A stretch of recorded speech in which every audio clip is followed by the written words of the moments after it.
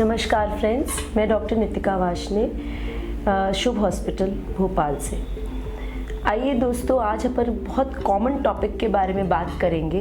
वो है हिस्टेक्टॉमी, जिसको हम लोग बच्चेदानी का ऑपरेशन कहते हैं। ये बच्चेदानी के ऑपरेशन के बारे में आज कई पॉइंट्स के बारे में हम लोग डिस्कस करेंगे।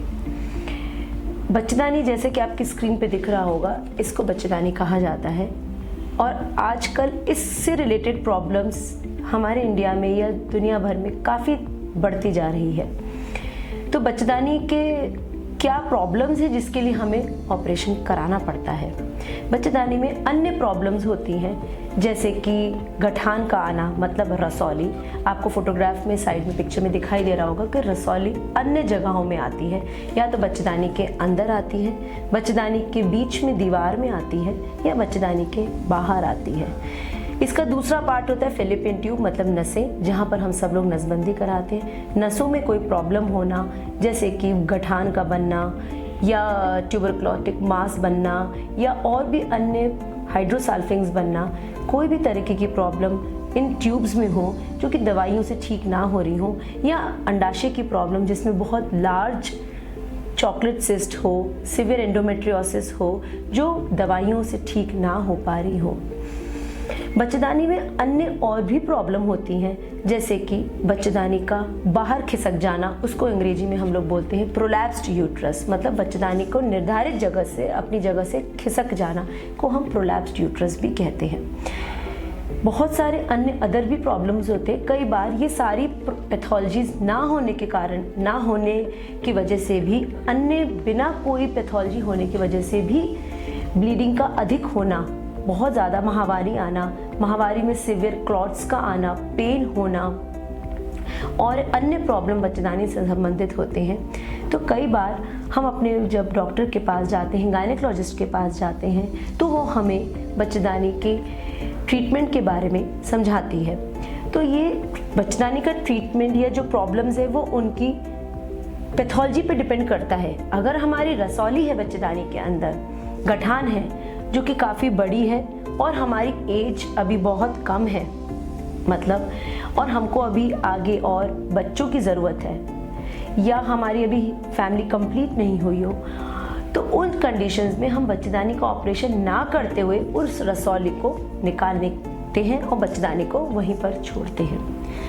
और चॉकलेट सिस्ट होना, मतलब अंडाशय में कोई गठान का होना, और अन्य बाकी एरियाज जो बच्चेदानी में वो नॉर्मल है, तो हम उस चॉकलेट सिस्ट को ऑपरेट करते हैं, बच्चेदानी का ऑपरेशन नहीं करते हैं।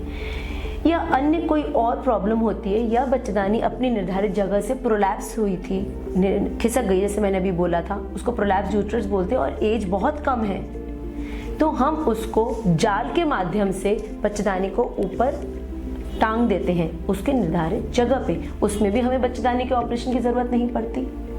तो जब हमको बच्चेदानी की ज़रूरत कब पड़ती है, तो जी हाँ दोस्तों, बच्चेदानी के ऑपरेशन की तब ज़रूरत पड़ती है जब हम मेडिकल मैनेजमेंट, मतलब दवाइयों से ट्रीट नहीं हो पा रहा है, या गठाने बहुत ज़्यादा हैं, एक निकाल नहीं सकते, अन्य है, बीमारी बहुत ज़्यादा फैल चुकी है, या हमको जो हम अब तक डॉक्टर्स को दिखाते आ रहे हैं, हमको दवाइयों से आराम नहीं पड़ रहा है, हार्मोनल ट्रीटमेंट को हमें इफ़ेक्ट नहीं पड़ रहा, इंजेक्शंस का इफ़ेक्ट नहीं पड़ रहा है, हमारी फैमिली कंप्लीट हो चुकी है, उन कंडीशंस में हम बच्चेदानी के ऑपरेशन का सोचते हैं।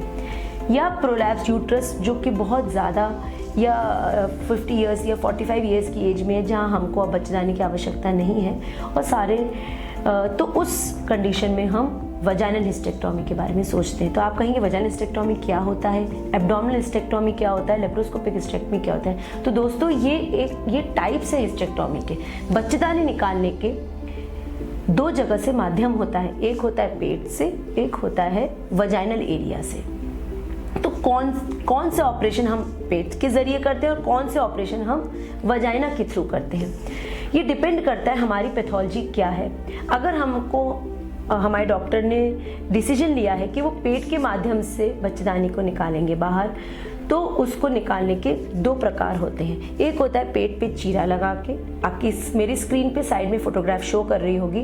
दूसरा तरीका होता है दूरबीन पद्धति से, जिसको minimal invasive surgery, minimal access surgery, key hole surgery, 3D surgery, robotic surgery, इन सब या दूरबीन सर्जरी कहा जाता है। तो हम बच्चेदानी का ऑपरेशन चीरे से भी कर सकते हैं और दूरबीन पद्धति से भी कर सकते हैं। दूरबीन पद्धति के अन्य बहुत सारे लाभ होते हैं, जैसे कि शॉर्टर हॉस्पिटल स्टे, आपको कम समय के लिए रहना पड़ेगा। नंबर 2, आपका स्कार्स छोटे छोटे आएंगे, मतलब की होल टाइप के आएंगे, क्योंकि इसका नाम ही की होल सर्जरी है। 5 मिलीमीटर से भी छोटे होल्स आएंगे। थर्ड ऑप्शन है हमारे पास में कि हमको हॉस्पिटल में कम स्टे करने की आवश्यकता पड़ती है।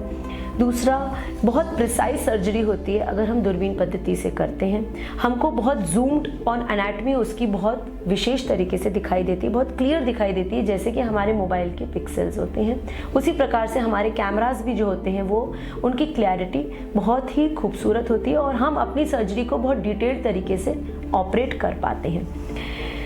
दूसरा होता है वजाइनल सर्जरी। वजाइनल सर्जरी जो कि वजाइना के रास्ते से ऑपरेट करा जाता है, ये है थर्ड टाइप ऑफ सर्जरी। इसमें जो एरिया, जो बच्चेदानी नीचे प्रोलैप्स कर गई हो, खिसक गई हो, उसको हम नीचे से ही करते हैं। ये भी बिना चीरे के किया जाता है और बिना किसी दूरबीन माध्यम से या चीरा लगाए बिना नीचे से हो जाता है। तो ये 3 टाइप्स के हिस्टेक्टोमी मतलब बच्चेदानी के ऑपरेशन होते हैं और आज के ज़माने में लेप्रोस्कोपिक सर्जरी को ज़्यादा फायदेमंद माना जाता है, क्योंकि इसके जो मैंने आपको पॉइंट्स बताए थे वो इतने बेनिफिशियल होते हैं।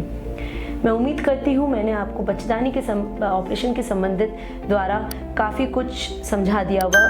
कोई भी अगर आपके प्रश्न हो तो मुझे कमेंट्स में लिख सकते हैं, मैं उनके आंसर्स आपको नेक्स्ट वीडियो में या कमेंट सेक्शन में ज़रूर